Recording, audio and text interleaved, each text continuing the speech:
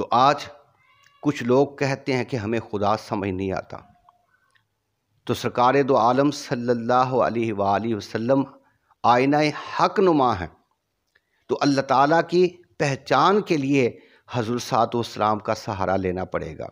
اس طرح سمجھیں کہ پھول میں خوشبو ہے مگر سمجھ میں نہیں آتی، اگر سمجھنا ہے تو پھول کا سہارا لینا پڑے گا۔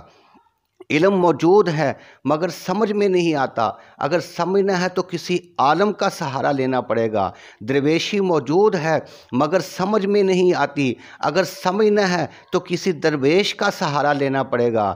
حکمت موجود ہے مگر سمجھ میں نہیں آتی، اگر سمجھنا ہے تو کسی حکیم کا سہارا لینا پڑے گا۔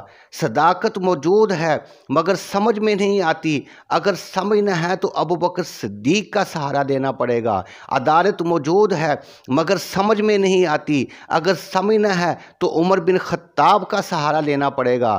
حیا موجود ہے مگر سمجھ میں نہیں آتی، اگر سمجھنا ہے تو عثمان غنی کا سہارا لینا پڑے گا۔ اور شجاعت موجود ہے مگر سمجھ میں نہیں آتی، اگر سمجھنا ہے تو علی شیر خدا کا سہارا لینا پڑے گا۔ اور اسی طرح خدا موجود ہے مگر سمجھ میں نہیں آتا، اگر سمجھنا ہے تو پیارے مصطفیٰ کا سہارا لینا پڑے گا۔